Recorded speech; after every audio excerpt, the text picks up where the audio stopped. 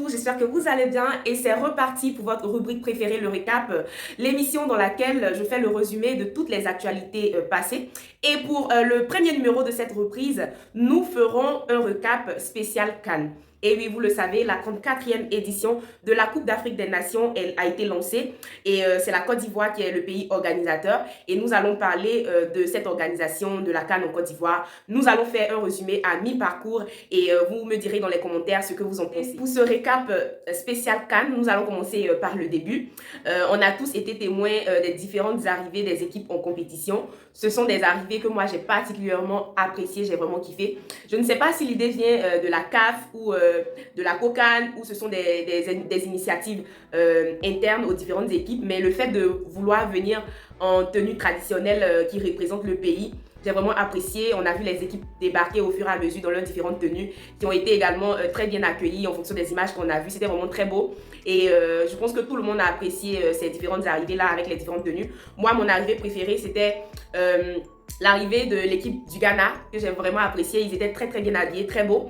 Ça rappelle un peu la tenue à Caen en Côte d'Ivoire. J'ai également apprécié la tenue de l'équipe de la Guinée, je pense. Et vraiment, c'était aussi très beau à voir. Et mon dernier kiff, c'était celui du Nigeria, de l'équipe du Nigeria. C'était également très beau. En tout cas, dans l'ensemble, les équipes se sont fait remarquer, en tout cas positivement, à travers leur tenue. Et elles ont été très bien accueillies dans leurs différentes villes, en l'occurrence Yamoussoukro, Bouaké, Korogo, et Abidjan. Voilà, donc il faut souligner que dans ces 4 villes, en fait, que la compétition se déroule en ce moment, voilà, parce que c'est là-bas que se trouvent les différents stades qui accueilleront les différents matchs. On va sans plus tarder passer à l'ouverture de la CAN. Alors, l'ouverture s'est passée le samedi 13 janvier au stade olympique Alassane Ouattara de Bempé. Voilà, donc dans l'ensemble, en tout cas, moi, j'ai vraiment apprécié l'ouverture, la cérémonie.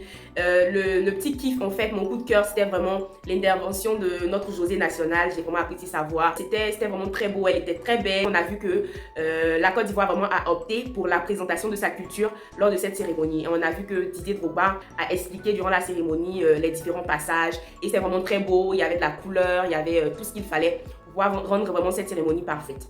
Moi, j'ai vraiment tout apprécié. Peut-être que les professionnels des événements ont eu à dire qu'il y avait peut-être quelques petits manquements. Rien n'est parfait dans toute organisation. Peut-être qu'il y a des trucs qu'il faut soigner. Mais en général, nous qui étions ici à l'étranger, d'un œil extérieur, on a vraiment apprécié. Mais on se dit, mais waouh, on est où là? On regardait, on ne pouvait même pas tenir en fait sur pied tellement que c'était beau, on criait. C'était vraiment on était vraiment dans l'émotion. C'était vraiment très beau à voir et on était vraiment fiers de notre pays, d'appartenir à la Côte d'Ivoire. Et voilà comment on a mixé la modernité avec la culture, avec la présentation de tous ces différents masques des 4 coins de notre pays. Ensuite, on a vu le pont à dos qui s'est déplacé pour venir au stade. C'est pour en fait dire que en même temps, nous sommes rattachés à nos cultures, mais en même temps, nous sommes dans la modernité. Et ça, j'ai vraiment apprécié.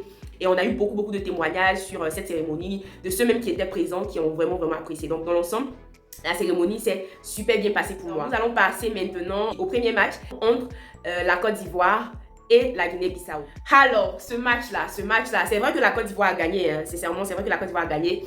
Mais pour moi, c'est vraiment un match très moyen. On n'a pas vu, les gars n'ont pas réellement mouillé le maillot. On pouvait avoir beaucoup plus de buts, on pouvait se créer beaucoup plus d'occasions. Mais ça n'a pas été le cas. Toujours est-il que nous sommes ressortis vainqueurs en prenant les 3 points. Et c'était vraiment très bien. Après le match, plusieurs matchs se sont succédés. Je ne vais pas forcément revenir là-dessus. Mais ce qui a été aussi un bémol dans l'organisation de cette CAN à mi-parcours, en tout cas, c'est le problème de billetterie. On a vu qu'il y a eu beaucoup de critiques qui se sont faites à ce niveau-là. Il n'y avait pas l'option d'avoir des billets. Les billets étaient tout le temps finis. Il y avait le problème des revendeurs, etc.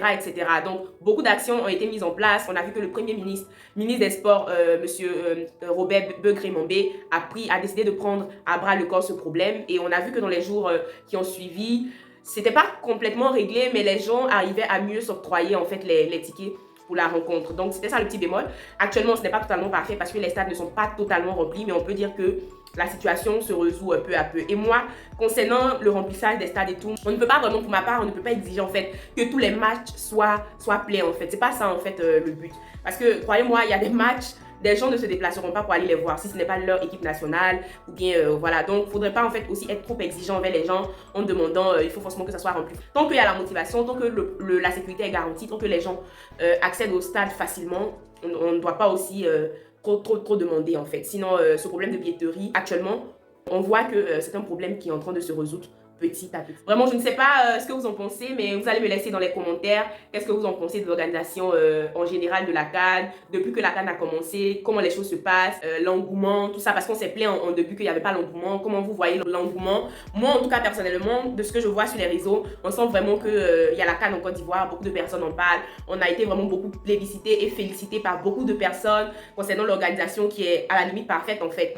Et par rapport à notre hospitalité qui fait partie de notre identité bien évidemment. Et en tout cas, nous ici depuis l'Égypte, on vit vraiment la CAN. Chaque fois que la Côte d'Ivoire joue, vraiment, on a le cœur des supporters Mazo, on supporte la Côte d'Ivoire, on est dans l'ambiance. Et j'espère en fait que là-bas aussi ça se passe super bien. Vous me direz en commentaire depuis le lancement de la CAN jusqu'à maintenant, comment est-ce que ça se passe chez vous? Comment est-ce que vous voyez? Est-ce qu'il y a des choses à améliorer? C'est le cas, faudrait le dire parce qu'on a encore beaucoup de jours à jouer avant la finale. En tout cas, moi, j'apprécie vraiment la compétition dans l'ensemble et c'est vraiment une très très belle fête.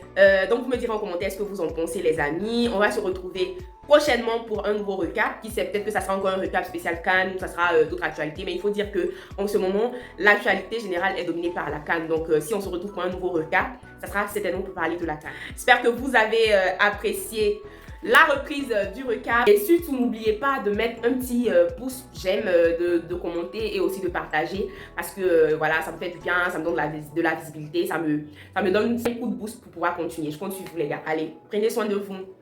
Bye bye.